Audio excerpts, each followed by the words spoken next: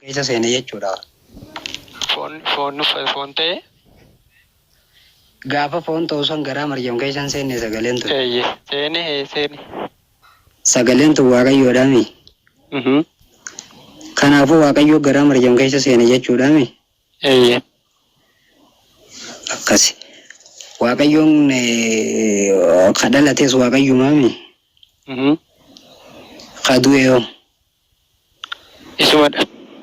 Ilma Waaqayyoo. Waaqayyumaa. Ilma Waaqayyooti.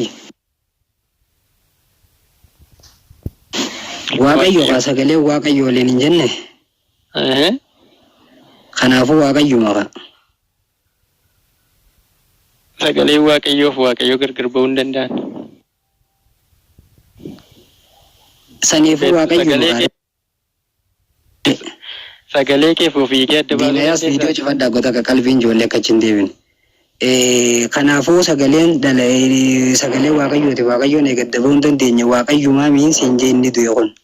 Ilma Waaqayyooti inni du'e. Waaqayyoo miti. Inni foon uffate ilma Waaqayyoo jedhama. Waaqayyoo miti. Waaqayyooti namas. Kanaafuu Waaqayyoodha naan jee ka Waaqayyoodhaa mire. Waaqayyo duwwaa miti. Yesuus Kiristoos dhibba keessaa dhibba namaa dhibba keessaa dhibba immoo Waaqa. Maal jechuudha? Namni paarsantii 200 madaalama. Dhibba keessaa dhibba Waaqa dhibba keessaa dhibba nama. Nama guutuu ta'eera. Gidduu buufateera nyaateera dhugee. Paarsantii 200 garreeti. Dhibba godhadhuutuma 50 godhime. 50 Waaqayyo 50 nama jee. Jedhamu kan isa immoo Yesuus Waaqa moo Waaqa miti ishee? Waaqa guutuu. Ishee kaduu yesuunis Waaqa moo Waaqa miti? Namummaa isaatiin malee Waaqaan hin duune. Waaqummaan isaa hin duune. Waaqayyoon du'u beeka. Mucaan maal godhata? Waaqayyoon du'u kadhalate Waaqayyoo miti ree?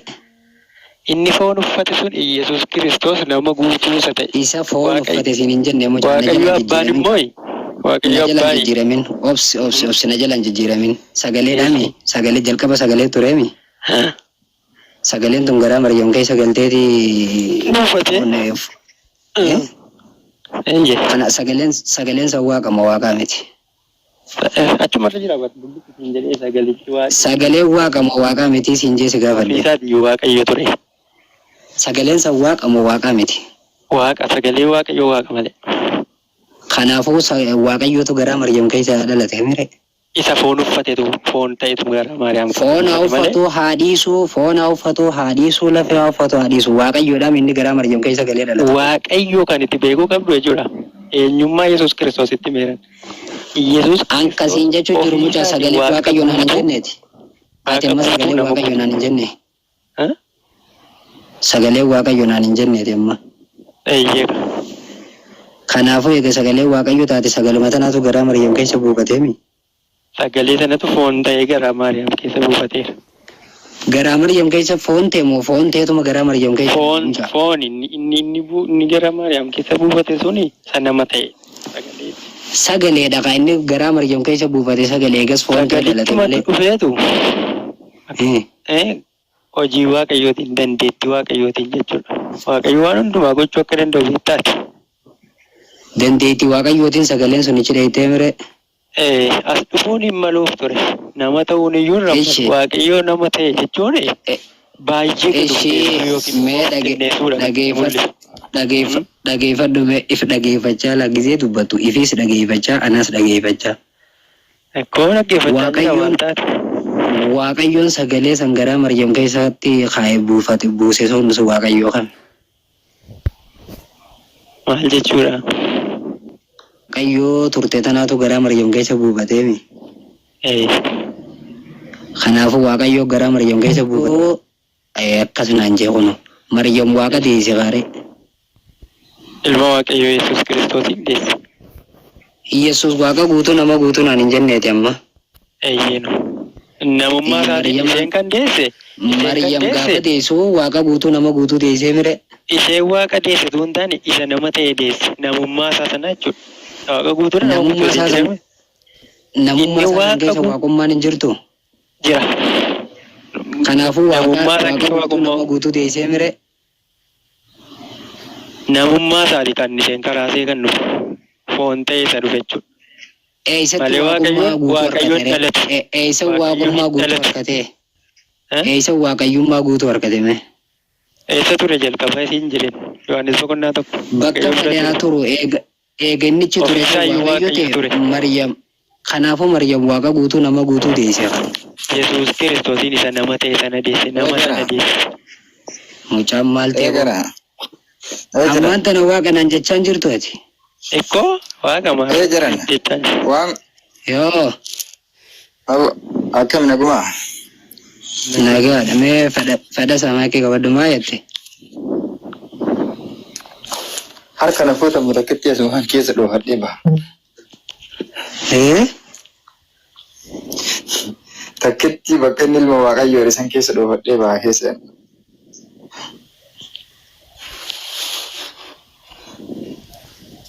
Ati musliima moo kiristaana?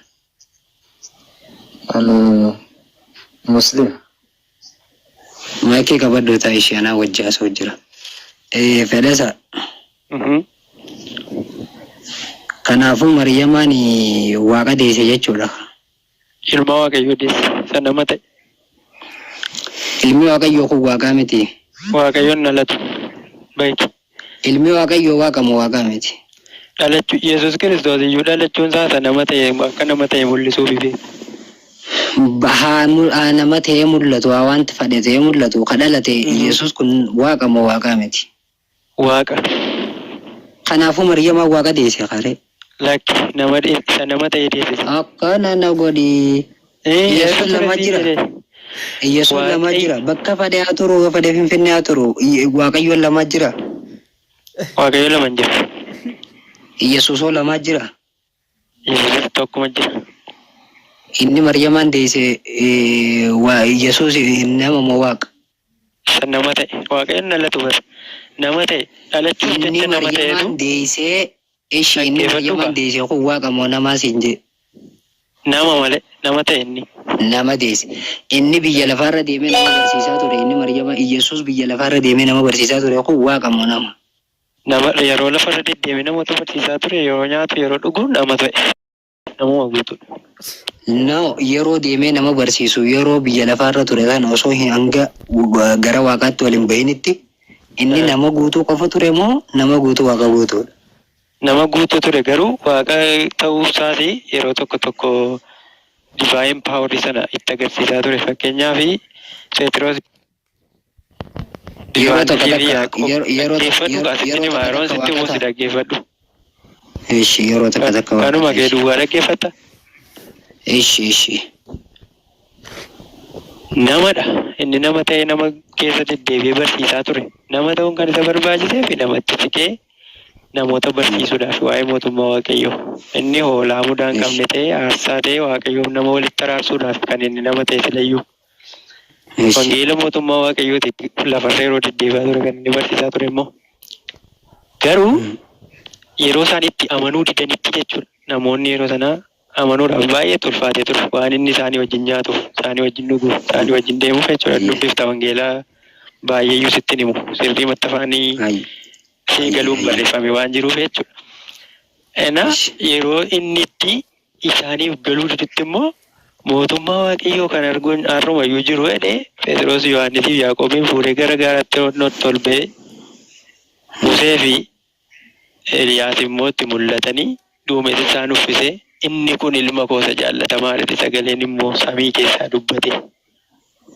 Yesuus yeroo sana jijjiiramee bifisaa adii akka cabbii caalaa yeroo addaateedha. Ulfinni mootummaa waaqaa yookiin waaqummaan isaa yeroo sanatti yerootti mul'achaa ture namootatti. Garuu namoonni waaqayyoon arganii jiraachuu waan hin dandeenyeef dhaggeeffadhu. Amma naa galaa jira. Kanaafuu inni biyya lafaarra deemee barsiisaa ture san namumaa jechuun yeroo yeroo waaqummaa isaatti mul'isa.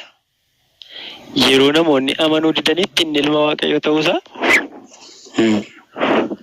Waaqummaa isaatti mul'isa giseessa san. Ammuma naa galee eenyummaan inni waan hundumaa beeka garuu namootaaf hin galu waan ta'eef. Saniif yeroo takka itti mul'isuu ture waaqummaa isaa. Namootatti. akkana hubatanillee akkuma kee kana macaafa. Eeshime wangeela Yohaannis boqonnaa 20 lakkoofsa 17 irratti erga du'ee du'aa kaafamee booddee Mariyaamaan itti dheexee qabdee jennaan ana hin qabin ani ammayyuu gara abbaatti ol hin baane gara obboloota koo dhaqiitii ani gara abbaa kootiif abbaa keessanii gara waaqayyoo kootii fi waaqayyoo keessaniitti ol naan baaje isaanitti naaf himi jedha. Waaqayyoon isaa samkame. Waaqayyo abbaadha. Waaqayyo abbaa, waaqayyo ilma, waaqayyo hafuura qulqulluu sadanuu waaqa tokko inni numa aman. Our God is in one. Eeshi, mee dhiis Ingiliffaa kana English for Itoophiyaa kana dhiisi.